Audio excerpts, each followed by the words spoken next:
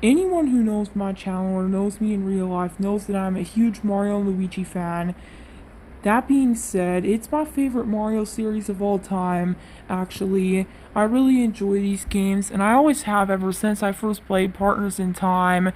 And that was not even my favorite Mario and Luigi game. You guys know that my favorite is Dream Team. I don't need to say it again because even my channel's mainly themed like Phantasma, and he is my favorite character of all time.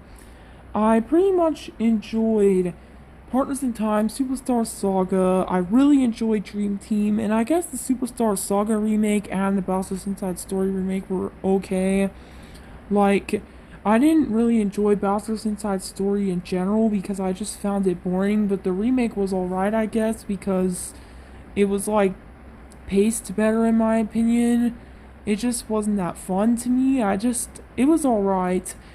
The only game that I really despised in the Mario and Luigi series is Paper Jam.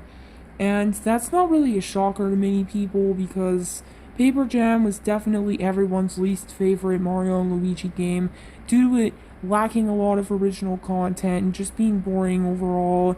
The game did put up a bit of a challenge, like, it was kind of tough at some points. Certain battles required a lot of trying again or practice, but the story was just terrible. This game took a lot of the mechanics and ideas from Paper Mario's Sticker Star, which really bothers me that Paper Mario, when Mario and Luigi Alpha Dream decided to cross over Mario and Luigi with Paper Mario, they decided, okay, what's Paper Mario? And then they went to Sticker Star as their reference instead of an amazing game like Thousand Years or even Super Paper Mario or Paper Mario 64.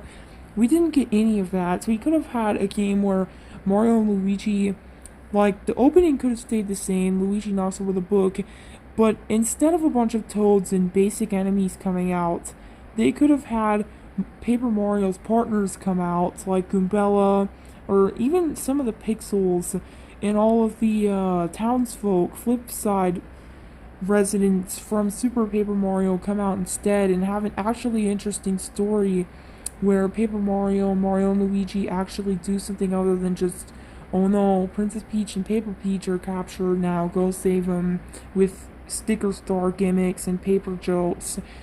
Like, overall, Paper Jam was a really boring game. It barely had a story at all. There were not really many characters and not much dialogue, really, which is surprising because all of the games before that had a lot of dialogue and at least some kind of interesting story up until Paper Jam. And this was the final Mario and Luigi game that actually had a story and was an original game, since the last two were remakes.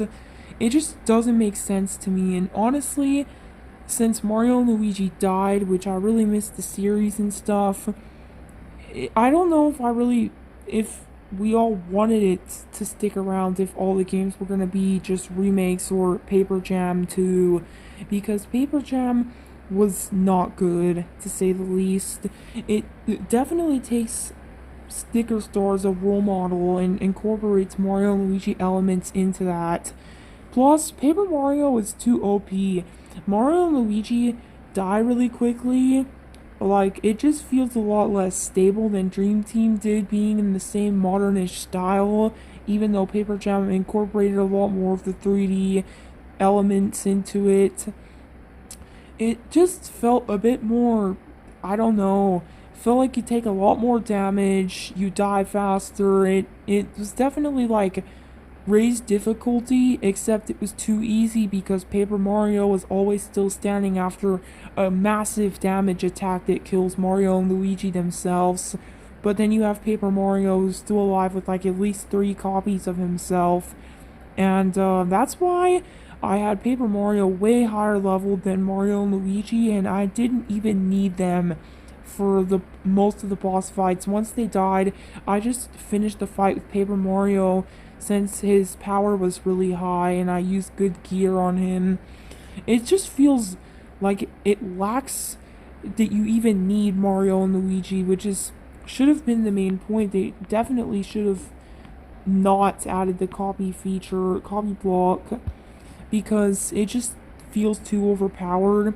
They could have found a way to make Paper Mario feel more like how Mario and Luigi do in Dream Team, except all three of them are stable, but still use something like the trio attacks to keep them all linked together like as a team. I definitely think that they could have worked around how it turned out. I also think that the areas could have been a bit better and more original because this is one of my biggest problems with modern Mario games. It's always a grassland, a desert, a forest, a mountain or a snow like place, and then you have Bowser's Castle or a beach before that. And that's exactly what Paper Jam has. We have Sunbeam Plains, we have Doopy Dunes, Gloomy Woods, or the Forest Fairy Medley or whatever. I think that's the name of the song. We have Twinsy Tropics, Mount Burr, and then Neo Bowser Castle or Bowser Castle. It's just the same old from New Super Mario Bros. The series in general. It doesn't really feel like, I don't understand how Nintendo decided that our RPG games that were originally aimed to be unlike anything we've seen before and have stories and characters and locations that were never in modern mainline Mario games before. Even then, mainline Mario games also had original characters and like its charm, but after a certain point, Mario became more bland, and then the RPGs became even blander. I can't believe I'm saying that. Some of the modern Mario games had a lot more originality. For example, Super Mario Odyssey compared to Sticker Star and Color Splash is unbelievable. Paper Mario turned into a paper gimmick game focusing on controls and less of a story, character, environmental, like that's how it used to be, but they don't focus on any of that anymore. It's became a game focused on paper jokes and the new mechanic, and like for example in Sticker Star we have paperization, or maybe it was something else. I think it was paperization, and then Color Splash had the scissors gimmick. I don't remember exactly what it was called. And then Origami King has 1,000 full arms, and it feels like the entire game is a repetitive solve the puzzle with your new power kind of thing. Paper Jam sort of felt like this too, with the trio attacks and just how bland the game in general felt. There was barely any dialogue between the characters. I mean, Starlo talked sometimes. We had Starlo just being a complete jerk to Luigi, and then there's the Bowser interludes and Peach sometimes. We got to see Peach a little bit, I guess. Most of it was silent interactions between the bros and Paper Mario that weren't really that interesting. It's so bland. It doesn't have the charm that the games before that had. I can admit that Bowser's Inside Story, though I do think the game is boring, unpopular opinion I'm sure, I do think that game had the same charm as the first two games had, in Dream Team especially. I can admit, the Dream Team did sort of start to feel more modern with the tutorials and the pacing a little bit, which was a little ridiculous. Even the interviews, people mentioned why are the tutorials so long, and Alpha Dream responded with something about like having it appeal to younger audiences, but it literally doesn't make sense because younger audiences still understood how to play the older games too, and especially with gaming becoming more popular by as time goes on, people and kids should be getting better at games, not worse. So we should need less tutorials since a lot of kids are used to playing video games at this point, even young children. It just really doesn't make sense to have all these tutorials and stuff like that. It's too child friendly and sterile for people to enjoy. There's a lot of adults and gamers who also enjoy Mario games, but Nintendo just doesn't seem to see that for some reason. Paper Jam's best area to explore and the most interesting was definitely the Gloomy Woods.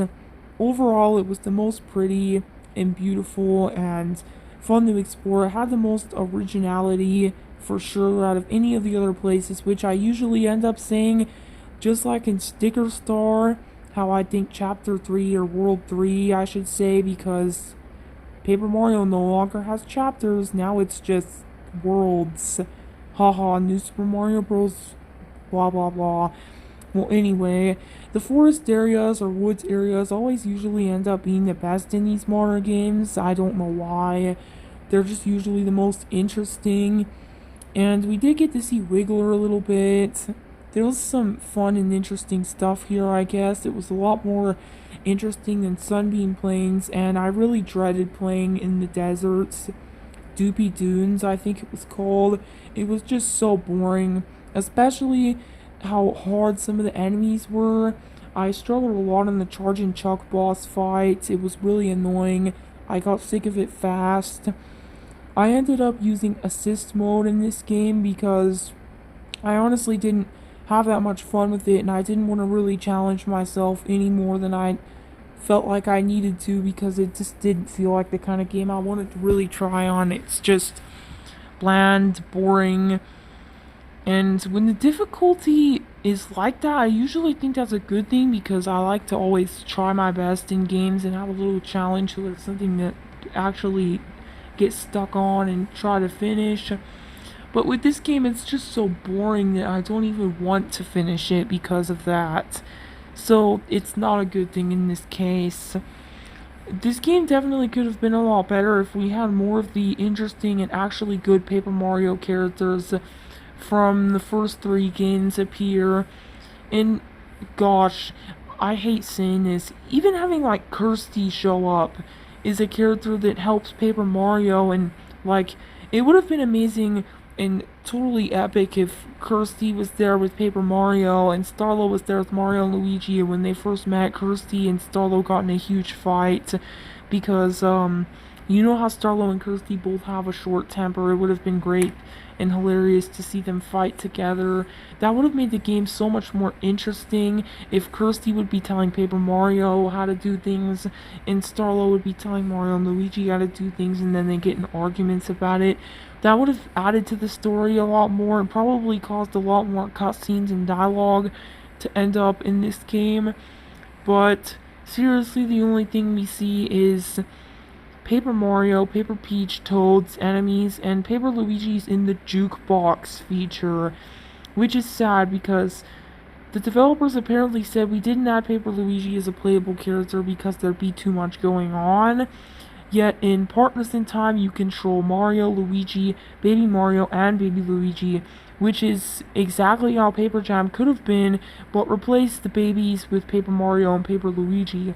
It literally makes no sense. Nintendo sometimes just says things to cover for their excuses, probably because they're forced to.